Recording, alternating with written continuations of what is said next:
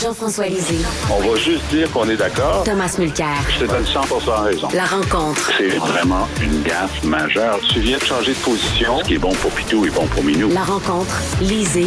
Mulcair. Alors, Jean-François et Tom, j'aimerais que vous allumiez ma lanterne, que vous éclairiez ma lanterne. J'ai une question à vous poser. La Fédération autonome de l'enseignement, on sait que les syndiqués sont en grève. Ils n'ont pas de fonds de grève. J'ai fait un petit calcul. Mettons qu'ils donnent à peu près 1 000 $ par année à leur syndicat. OK, là? 1 000 $ par année. Ils sont 66 000 membres.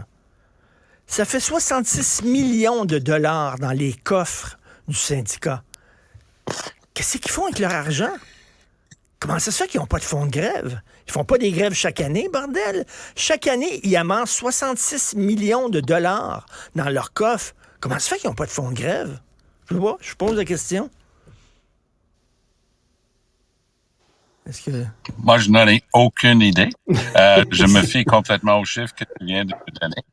Mais je crois par ailleurs que le fait que ces profs-là sont prêts à rester dehors sans paye est une indication du sérieux de l'enjeu pour eux autres.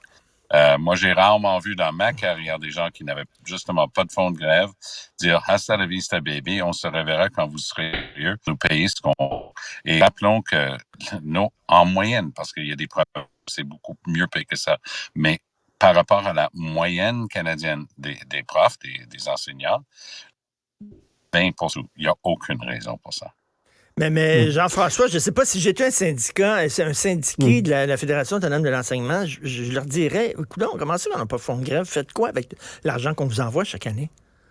Alors, je ne sais pas quel est le niveau de la cotisation annuelle, là, si c'est 1 000 $ plus ou moins, mais sur le site de la FAE, il y a un feuillet explicatif. Il y a une décision qui a été prise il y a un certain temps, je pense au moment de la fondation, pour dire, ben nous, on décide de ne pas accumuler de fonds de grève. Donc, les cotisations vont servir à l'organisation syndicale elle-même, au salaire, etc., mais pas à un fonds de grève parce qu'on considère que si vous savez que si vous prenez de l'argent, vous la mettez de côté dans un compte d'épargne, vous allez avoir plus d'argent que si vous ne l'envoyez au syndicat. Bon, ça, c'est une façon de voir les choses. Et puis, deuxièmement, ben, si on ne fait pas de grève pendant 10 ans, les gens vont avoir payé pour un fonds de grève qu'ils n'auront jamais utilisé. Ben, c'est un petit peu ça l'idée, c'est d'accumuler de l'argent dans un fonds de grève pour pouvoir dire à l'employeur, regarde, j'en ai de l'argent, je peux t'offrir, alors plutôt que d'avoir une grève longue, donne-moi ma revendication. Alors, c'est leur argument. C'est un choix qu'ils ont fait de ne pas avoir de fonds de grève. Et puis moi, je ne pense pas qu'avec l'inflation, puis une fois que tu as l'argent, compte tenu du taux d'endettement du ménage moyen au Québec, je ne pense pas qu'il y a beaucoup d'enseignants qui ont accumulé, disons, 8 mois d'argent au cas où ils seraient en grève. Alors, c'est quand même une police d'assurance d'avoir ton fonds de grève au sein de ton syndicat. Ce ne sont pas les seuls, d'ailleurs. Hein. Moi, j'ai un lecteur qui m'a écrit pour me dire qu'il y avait une des fédérations de santé aussi qui avait pris la même décision. Ben, si la grève se prolonge et qu'ils décident de continuer à être en grève, ça va être compliqué ensuite de faire des levées de fonds pour dire, bon, ben, nous avons été la cigale et non la fourmi. Maintenant, est-ce que les fourmis peuvent nous envoyer de l'argent pour notre deuxième mois de grève? Ça va être compliqué à expliquer. Tout à fait. On revient sur le Congrès de Québec solidaire et finalement, Tom, Gabriel Nadeau-Dubois, il a fait son piteux-piteux au début, là, avec un peu des sanglots étouffés et finalement, il y a eu plus de 90% de taux d'appui. Donc, il s'énervait pour rien. Ben oui, oui. Dans le même territoire confortable que M. Legault et tout est canté en politique québécoise, PSPP et ainsi de suite. Donc oui, je pense que le seul résultat qui vaille, c'était le truc entre 75 et 80 qu'Éric Duhem a eu. Là, tu sens qu'il y a un parti vivant où on conteste un peu puis on questionne, mais là, ici, à 90% plus, oh boy. Mais j'ai eu d'intéressantes conversations et échanges avec des personnes qui étaient là cette fin de semaine. Et me disent, le cerf terrien. Alors, moi, Jean... pour avoir travaillé avec. On va parler avec Jean-François parce qu'il y a un problème dans la communication avec Tom. Donc, Jean-François, premièrement, ça a surpris tout le monde, l'élection d'Émilie Lessard-Terrien, parce qu'il y a beaucoup de gens qui voyaient plutôt Christine Labrie comme victorieuse. Écoutez, on n'avait pas de sondage interne, puis je ne sais pas ce que les pointages disaient, mais donc, dans une lutte à trois, Ruba-Gazal semblait avoir une organisation qui était solide. Émilie Lessard-Terrien, venant de l'Abitibi, comment se construire une organisation nationale qui pouvait convaincre les délégués. Il semble que ce qui a fait la différence, ça a été évidemment les gens des régions, parce que parmi ces délégués, il y avait des gens de Montréal, mais des gens de toutes les régions. Donc, il y avait un biais pro-régional, parce que c'est comme ça dans tous les partis. Hein. Les gens des régions considèrent que le centre, c'est Montréal, puis le centre n'écoute pas assez les régions. Donc, il y avait un biais favorable pour elle. Mais deuxièmement, il semble que dans le débat qui a eu lieu, le dernier débat qui avait lieu samedi matin, Mme Lessard-Terrien a très bien performé et a peut-être gagné les quelques points de différence qui l'ont fait gagner. Hein. C'est seulement 4, 5, selon les calculs qu'on peut faire, 4-5 votes qui ont fait la différence sur Ruba-Gazal au deuxième tour. Mais est-ce que Tom, tu es là? Oui, je suis là. Malheureusement, l'image est partie, mais là où je suis, il neige beaucoup et parfois, ça a tendance à diminuer le signal. Alors, on va être au téléphone seulement. OK, parfait. Alors, qu'est-ce que tu en penses, toi, de l'élection comme co-porte-parole féminine d'Émilie Lessard-Terrien? J'ai eu le plaisir de travailler avec Émilie pendant plusieurs mois, alors qu'elle avait perdu ses élections à l'automne 2022. On se souvient qu'elle a travaillé avec nous et à la joute et au bilan. Et ça me surprend pas. Et ce que dit Jean-François a été confirmé par des amis qui étaient là. Elle a tellement performé bien lors du débat que ça a vraiment fait la différence. Mais je suis pas surpris. Elle est super articulée, mais ses idées sont claires. Ses idées sont très claires aussi. Alors, c'était vraiment pour moi une surprise. Honnêtement, je pensais que ça allait se jouer entre les deux élus. Pourquoi? Simplement parce qu'elles sont là. Et une chose que je n'avais vraiment pas remarqué la semaine dernière, c'était rapporté par Radio-Can, jeudi dernier. Ils avaient mis la main sur la liste de l'argumentaire de Ruba-Gazal contre Émilie Lessard-Terrien et ignorant Christine Labrie. Donc, leur pointage montrait que le vrai danger pour Ruba était, et ils avaient raison, évidemment, était de la part d'Émilie. Alors, qu'est-ce qui s'est passé? Dans cette liste de choses qu'il fallait dire contre Émilie Lessard-Terrien, on retrouvait un que j'ai trouvé suave, c'était l'argument suivant. C'était, c'est une question féministe, hein? Parce que si c'est pas un élu qui va être là tout le temps, Gabriel Nadeau-Dubois va se prendre comme le seul chef et les femmes vont perdre leur voix. C'était assez rough et c'est pas comme ça que les solidaires ont l'habitude de jouer le jeu et on me dit que ça a coûté plusieurs votes à Mme Gazal. Et Jean-François, je ne sais pas si tu as vu passer sur les médias sociaux cette entrevue que Génération Oui a faite avec Christine Labrie. Alors, Génération Oui font un balado super intéressant sur l'indépendance et on demande à Christine Labrie, entre autres, choisissez entre le PQ et le PLQ. Quel parti vous préférez? Et on lui demande, qu'est-ce que vous préférez? Une province québécoise dans le Canada à gauche ou un pays indépendant du Québec à droite? Et dans les deux cas, elle sait pas quoi répondre, littéralement. Et tu vois que elle se dit souverainisme. Je m'excuse. Son souverainisme est très, très, très pâle. Oui, c'est-à-dire... moi, non seulement je l'ai écouté, mais je l'ai relayé. Et puis, ça a été très, très vu en fin de semaine. Depuis que la Génération Oui l'a mis en ligne, on lui demande de choisir, donc, PQ, PLQ. Elle dit, ça dépend, le PQ, à quelle époque? Elle dit, maintenant. Elle dit, ni l'un ni l'autre. Wow, OK. Ensuite, on dit... Elle dit, attends une minute, elle dit, le PQ, son programme n'est pas clair. Son programme n'est pas clair. Elle veut dire, c'est pour la souveraineté. C'est ouais. Bon. Ensuite, mais je pense que, peu importe ce qu'elle a dans sa tête, mais c'est ce qu'elle répond, Bloc ou NPD, elle dit, je vote toujours stratégiquement.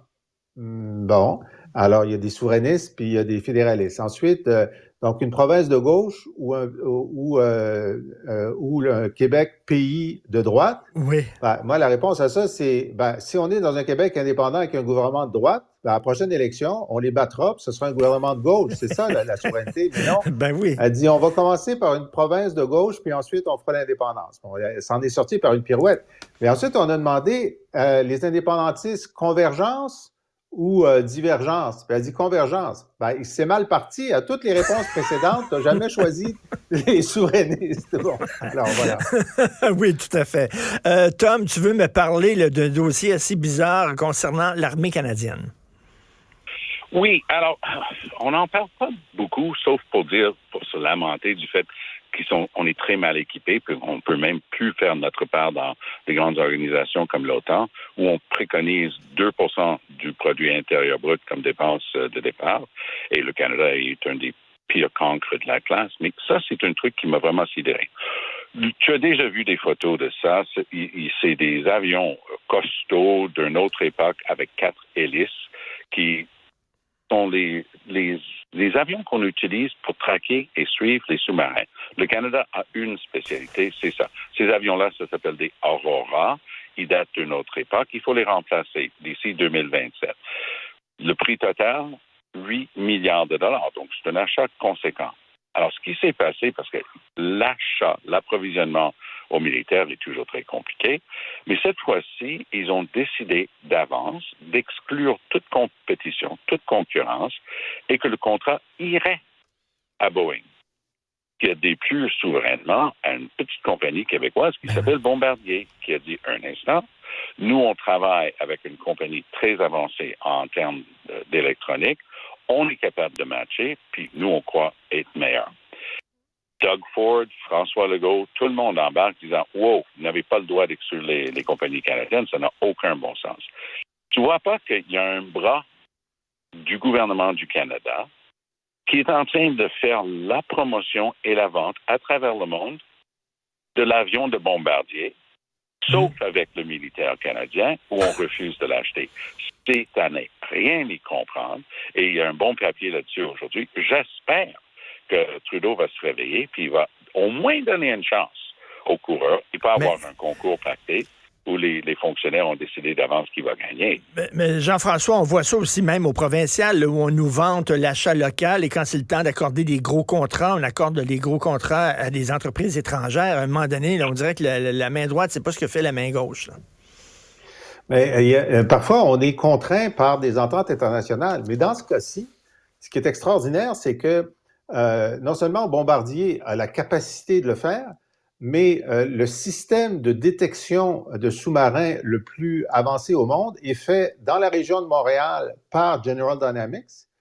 Et Boeing a refusé de prendre cet élément donc québécois, canadien, de General Dynamics dans le Boeing.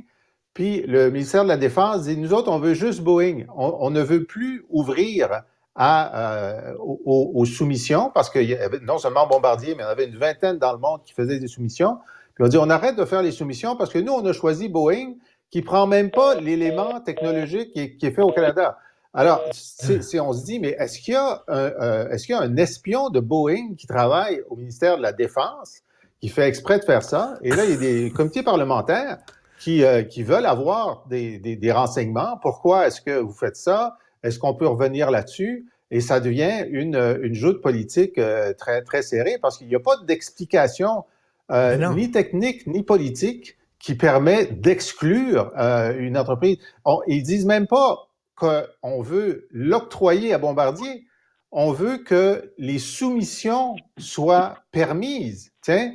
Bon, alors là, il y a un cas tu sais, c'est comme pendant 30 ans, des gens au ministère de la Défense, de la Marine, refusaient que le chantier Davies soit considéré comme un des chantiers majeurs pour les dizaines de milliards de dollars qui sont dépensés sur le renouvellement de la Marine. Alors, pendant qu'on se bat, tu sais, pour avoir notre 400 millions pour rembourser les programmes pour les réfugiés, il y a des dizaines de milliards de dollars à la défense qui s'en vont ailleurs qu'au Québec. Tu sais, quand tu fais le budget de l'an 1, là, c'est pour ça que c'est avantageux de s'en aller, c'est parce qu'on parle toujours des petites sommes, mais des sommes massives qui nous échappent à travers la défense en particulier. Et en parlant d'exclusion, parce que vous disiez que Bombardier était exclu, en parlant d'exclusion, vous êtes 2 hommes binaires, donc vous ne pourriez pas vous présenter pour Québec solidaire lors des prochaines partielles, parce que ce serait seulement des femmes ou des individus non binaires. On ne veut pas d'hommes.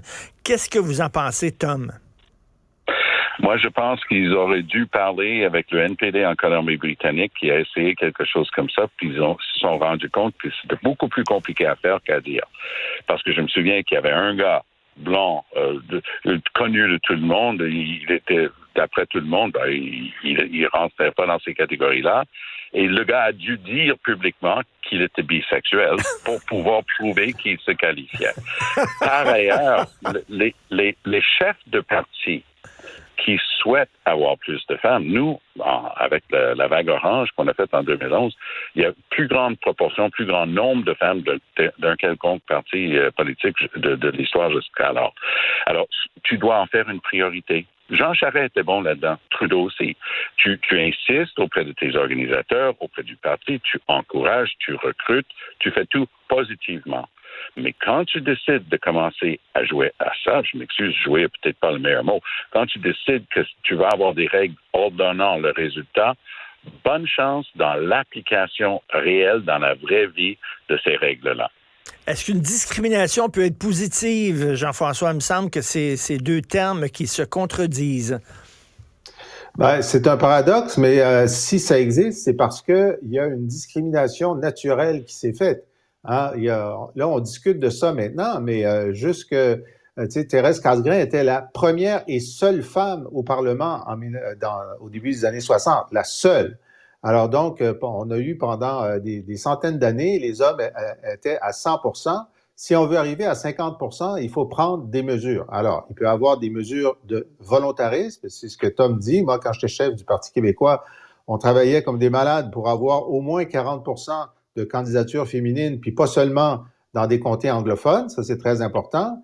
Évidemment, il y a la solution de l'autocrate. Alors, François Legault, c'est lui qui désigne les candidats. Alors, il a réussi à avoir la moitié de candidates parce qu'il les désigne lui-même. Ça, c'est pas de la démocratie. Moi, je suis tout à fait... j'ai pas de problème avec la question homme-femme en disant on va privilégier ou on va ouvrir des comtés où les candidatures à l'investiture seront des femmes, ce qu'ils font en ce moment. Je pense qu'une autre façon de le faire serait de dire, ben écoutez, on prend la liste des comtés les plus... où on a plus de susceptibilité de gagner, puis la moitié de ces comtés-là, on va ouvrir des investitures seulement aux femmes. La difficulté, c'est effectivement les non-binaires, parce que là, tu entres tu forces le dévoilement de l'orientation sexuelle, puis ça ne devrait pas être ton affaire. Si tu as une femme trans, ben elle est une femme. Si tu as un homme trans, c'est un homme. Puis si c'est un non-binaire, ben il doit choisir. Ben là, on parle de 1% de la population, donc ça ne se présentera pas très souvent.